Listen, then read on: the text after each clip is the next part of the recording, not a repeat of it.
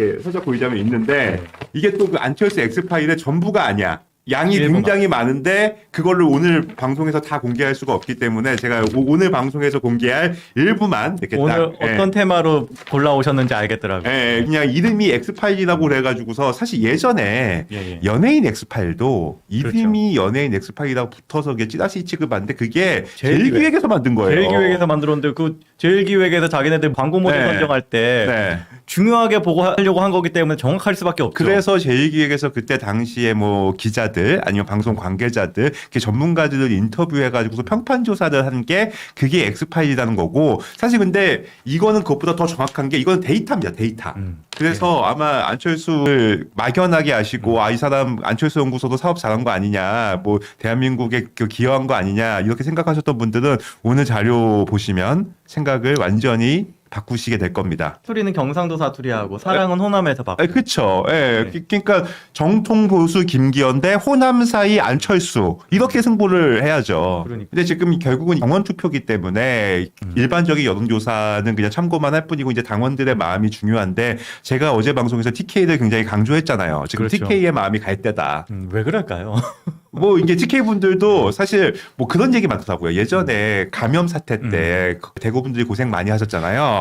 그때 안철수가 의사 가운을 입고 와서 그렇게 봉사하는 모습 그런 것들이 굉장히 좋았다 이렇게 말씀하시는 분들도 있는데 그거는 인정하네요. 인정하는데 그런 이미지 정치를 잘하는 게 안철수인데 사실 나는 정치가 그냥 어느 정도의 이미지 메이킹은 필요하다고 보는 사람이지만 안철수는 이미지 메이킹의 정도를 넘어서 거의 가면을 썼다. 그 와중에 민주당 쪽에 붙은 사람이 누군지 아세요? 권은희 누구 책임이야? 아니 진짜 그 어저께 보면 권은희만 저쪽 가서 붙었어. 사퇴도 아니야. 권은희는 다음 총선 전에 당 옮기겠다. 아니죠. 안철수가 당대표 되면 트로이의 목마도 활동하겠지. 그러니까 제가 늘 얘기하지만 안철수가 당대표가 되면 국민의힘에 권은희 같은 국회의원들이 100명이 생깁니다. 그러면 저런 거 그냥 이제 민주당이 고민할 필요도 없어요. 왜냐? 트로이의 목마들이 저렇게 잘 활동을 해주고 있는데 저 권은희 국회의원 만든 사람이 누굽니까? 어떡합니까 이거? 이게 안철수 당대표가 되면 이제 저런 지금은 권은희 하나잖아요. 이제 저런 권은희 같은 사람이 100명이 나옵니다. 안철수가 공천하는데 적어도 예. 안철수가 정치적 메시지 내놔야 되는 거 아니에요? 권은희는 그쵸. 우리와 이제 함께하지 않는다.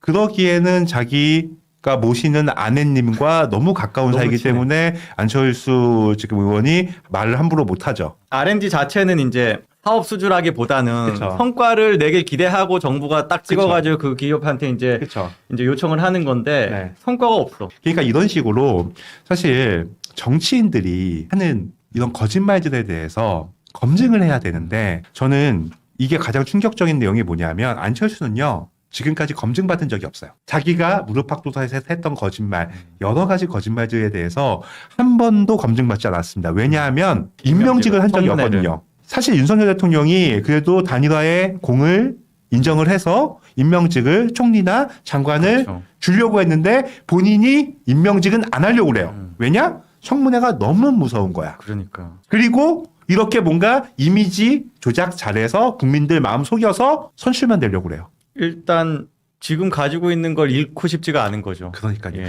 그래서 또 안철수가 겁은 많은 게 이번에 이제 윤석열 대통령과 단일화 할 때도 안철수 엑스파일 깐다고 하니까 얼른 단일화 했잖아요.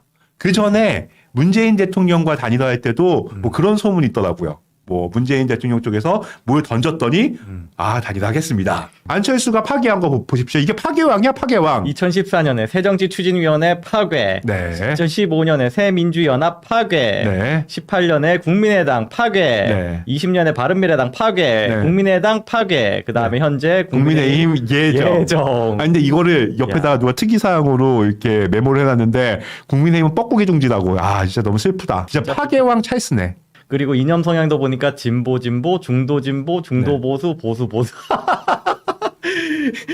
왼쪽에서 오른쪽으로 이렇게 서서히 옮겨가는 게 토탈 진짜. 6전 예. 5파괴 1진행. 진행. 마지막 이거 하나는 저희 국민의힘은 좀 막아야 되지 않겠습니까? 룸사롱에 출입하에 놓고서 무릎팍도사에 안 간다고 했다. 이런 제보가 예. 계속 나오는 거예요. 이런 것도 그때 한번 취재가 됐었어. 위장 전입 이런 거는 뭐 너무 뻔하니까 이런 거 그냥 얘기 나왔었지 않아요? 이런 거 그냥 넘어가고 안철수 연구소 얘기부터 한번 해보겠습니다. 김대중, 노무현, 이명박 정권까지 아우르면서 정부 발주 기술 개발 사업을 독식했다. 그런데 여기서 제가 특히 안철수 연구소에서 받은 16건의 정부 수주 사업 중에서 10건이 김대중 정부 시절에 집중됐다. 호남의 사이가 아니었으면 김대중 정권이 알잖아요.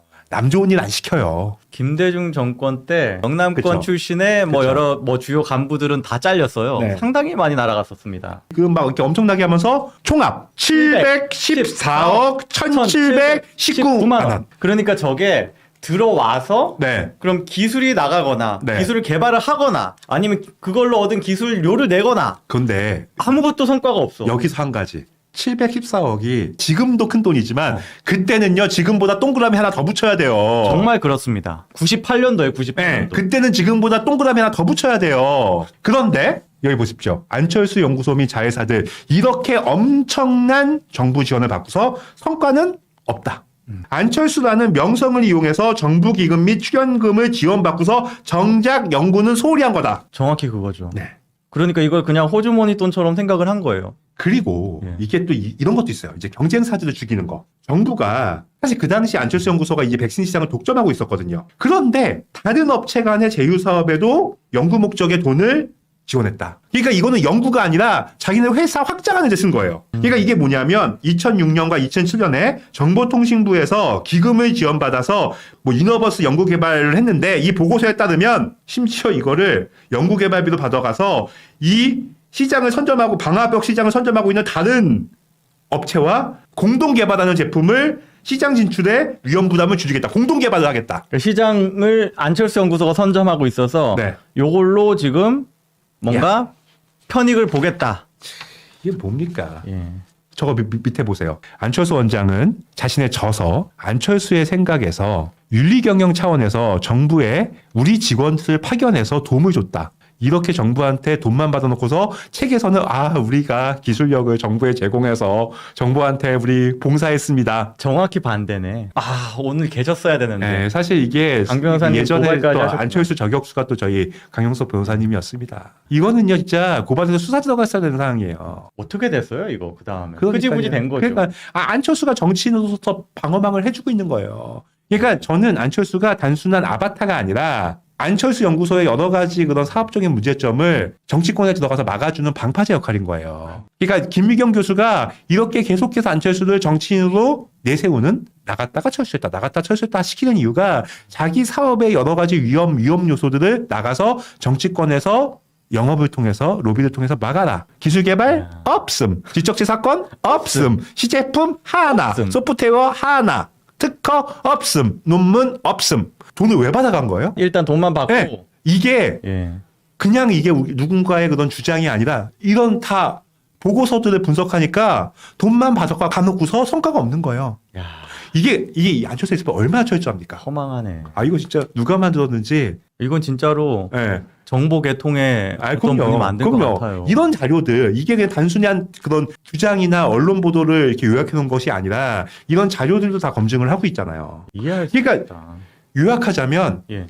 안철수는 안철수 연구소라는 그럴싸한 회사를 만들어 놓고서 대한민국 그런 소프트웨어 환경에 큰 역할을 하겠다면서 정부한테 700억이 넘는 엄청난 돈을 받아놓고서 꿀꺽 성과는 없음. 전무함. 소프트웨어 몇 개 전부. 이렇게 성장하고서 자신의 책에는 내가 정부를 위해서 이렇게 봉사했습니다. 아니 상식적으로 내 기술력을 이렇게 정부한테 우리 직원을 정부한테 파견시켜 갖고서 이렇게 봉사했습니다. 백신 만들어 갖고서 그런 해킹 이런 거에서 우리나라 기업들 또 국민들 보호하지 않았냐. 그것도 허상이었습니다. 완전 허상이에요. 이것만 살짝 해줄게요. 예전에 그 SK 커뮤니케이션에서 네. 대규모 해킹 사건이 일어났거든요. 예. 근데 그거에 백신이 안철수 안철수 연구소였어요. 연구소. 그래서 이쪽에서 집단 소송으로 안철수 연구소를 고발했습니다. 그 결과 어떻게 됐나요? 안철수가 또 막았죠. 여기서 보면은 힘 세다. 이때 SK 커뮤니케이션 등 6건의 대형 해킹 사건의 보안 관제 백신 공급 업체가 안랩이었습니다. 이러니까 이때 이후에는 네. 그 기업들은 안랩을 안 써요. 그래서 예. 사실 사람들이 안랩이 그 안철수 연구소에서 쓰는 이 백신이 굉장히 뛰어난 건데 이거를 분석을 하면 안랩의 백신은 탐지율 80%의 B급 업체다. 기술력이 낮아서 해킹에 자주 뚫릴 수밖에 없다. 심지어 안랩의 백신은 소스 코드를 북한에 제공했다. 뭐 이런 얘기까지 있었어요. 세계의 거대 기업, 무슨 마이크로소프트 같은 거대 기업에서 우리를 인수하려고 막 했었다. 야, 21억 하는 회사를 왜 인수해? 백신 탐지율 80%밖에 안 되고. 예. 그런데 진해 홍보 자료에서는 세계적인 IT 그룹에서 안철수 연구소를 이렇게 인수합병하려고 했지만 우리는 대한민국의 자존심이기 때문에 절대로 팔지 않습니다. 안철수 연구소가 네. 유일하게 꾸준히 했던 거는 네. 그 금융할 때 불편한 거 있잖아요. 저거 보세요. 저거는 안철수 연구소에서 직접 홍보한 겁니다. 자기네들이 무슨 세계적인 기업에서 뭐 M&A를 했는데도 우리는 안 한다. 우리는 대한민국을 지키겠다. 밑에 보면은 1,000만 달러의 파시오하고 글로벌 보안업체 M사가 아마 메가필 것 같아요. 저거는 네. 인수 제안을 했는데 거절을 했다. 97년 얘기네요. 그걸 누가 믿어? 저게 진짜일 수도 있어요. 저 때는 아주 초창기에는 뭐 그랬을 수도 있는데 하여간 저런 뭐 도시전설 같은 게 뭔가 안철수를 이미지를 만든 다음에 그 다음에 실제 성과는 김대중 정권 때 정부가 꽂아주는 걸로 성과를 다 냈네요.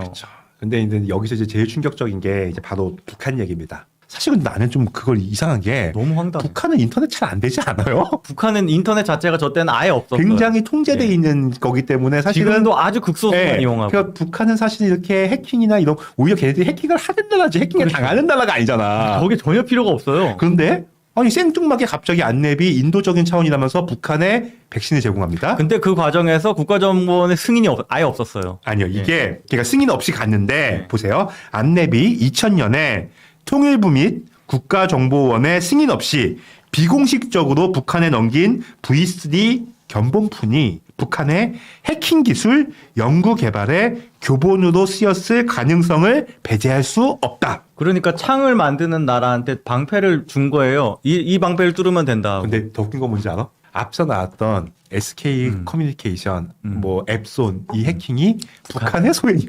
보세요. 경찰청에 이거 다 우리 주장이에요. 여기 다 보고서가 있습니다. 경찰청 사이버 테러 대응센터의 자료에 따르면 지난해 7월부터 11월까지 연달아 발생한 SK컴즈 한국앱손 넥슨의 개인정보 유출 사건은 모두 중국발 IP를 통해 관리자 PC를 해킹한 것으로 단지 안랩은 이들 업체의 보안 관제 및 백신 프로그램 공급을 담당하고 있었다. 따라서 이들 사건에 대한 북한의 관련 여부를 배제할 수 없으며 없다. 북한에 제공된 안랩 제품과의 연계성에 대한 철저한 검증이 필요하다. 충격적인 얘기입니다. 이게 뭐냐면요. 쉽게 설명해서 안철수가 안랩이 북한에 V3 그걸 줬어. 걔네들이 그걸 연구해서 그거를 쓰고 있는 국내 기업들을 해킹한 겁니다. 그럴 가능성을 배제할 수 없다. 그러니까요. 북한한테 열쇠를 준 거야. 우리 기업 토나먹으라고. 열쇠 이렇게 생긴 거니까 이거 똑같이 복사해와. 근데 이거를 왜 했을까? 왜 했을까요? 나는 그래서 그 박원순한테 양보하는 거, 이거 북한에 이거 넘겨줘 이런 게 그리고 간첩 없다고 맨날 그러는 거 의심스럽지 않습니까? 이해가 안 가네. 그러니까 북한에 도움이 되는 행동을 하잖아요. 예. 심지어 통일부나 국가정보원의 허락 없이 북한에 자기네들이 그냥 백신을 줬어요. 근데 그게 결국은 우리 기업을 공격하는 무기가 돼서 돌아왔어. 근데 제일 황당한 거는 어떤 경로로 북한 그러니까. 사람을 어떻게 접촉했어요? 그러니까요. 그냥 뭐 풍선에 쪄서 날린 건 아닐 거 아니야. 그러니까. 그래서 이게 저는 옛날에도 이게 진짜 이상했어요. 근데 그 이후에 안철수가 요즘 세상에 간첩이 어디 있습니까? 이렇게 북한을 잘하는 사람이. 간첩은 분명히 그 말을 하고 다닐 겁니다. 요즘 간첩 없어요. 이런 말 하고 다닐 것 같아요. 간첩은 그럴 것 같아요. 충격적이죠. 충격적이다. 이거는 이 안철수 엑스파일은요. 지금 이게 빙산의 일각이야. 난 진짜 이거 나중에 진짜 책으로 내야 된다고 봐. 이거 지금 전체에서 몇 페이지 안 됩니다. 오늘 얘기하면. 그럼요. 근데 오늘은 이 안철수 연구소에 관련된 것만 갖고 왔어. 예. 지난 2008년 중소기업의 2년간의 장비 임대차 계약을 체결하여 장비를 임대 사용하던 중에 계약 기간이 만료되기 전에 일방적으로 계약을 해지했다가 그 업체로부터 피사 민소소송을 당했던 것이다. 근데 이게 문제가 뭐냐면 역시 안철수에 져서 안철수의 생각을 보면 이게 말을 그렇어요. 이런 큰 기업들은 중소기업의 기술 인력 빼내기 이런 것들을 철저히 막아야 된다. 중소기업 살려야 된다. 중소기업 도와야 된다. 그렇게 책에 써놓고서 실제로는 중소기업 후려치기를 제일 잘하는 회사가 안철수 연구소다. 이게 너무 황당한 게 네. 우리 일반인들도 네. 가령 이제 네. 인터넷을 3년 약정을 했어. 그쵸. 그럼 중간에 끊으면 위약금 내요. 그쵸. 그걸 안 냈다는 거예요. 그걸. 그쵸. 그걸 대기업이니까 자기는 네. 큰 기업이니까 우리는 안 낸다. 갑자기 일방적으로 끊어놓고. 그리고 이것 또 하나 이것도 지금 수사 들어가야 되는 건데 지금 시간이 지나서 예전에 그 산업은행에 예. 강성삼 벤처 투자 비리라고 그때 아, 금융권에 유명했다. 엄청난 큰 사건이었거든요. 여기에도 안철수 빠지면 섭하지. 다 했네, 다 했어. 이런 것도 있고 무슨 V 소사이어티 얘기도 할 얘기 많은데 이건 다음에 소장님 오시면 해야 되나? 그럴 듯하네요. 네. V 소사이어티. 이 V 소차워즈는 네. 안철수가 재벌가의 오너들의 네. 완전 그런 네. 그 시크릿 모임에 들어간 거예요. 그러니까. 그러면서 본인은 책에서는 재벌 비판해. 그러면서 실제로는 재벌과 합작해서 하고서 재벌들하고 모임해. 그리고 기업 경영도 누구보다도 대기업처럼 대기업 친화적 갑질, 예. 중소기업들 피발리면서 소송까지 당하고 패소하고. 예. CEO 안철수라는 책이 있어요. CEO 안철수 지금 우리에게 필요한 것이라는 책이 있는데 여기서 뭐라고 거짓말을 하냐.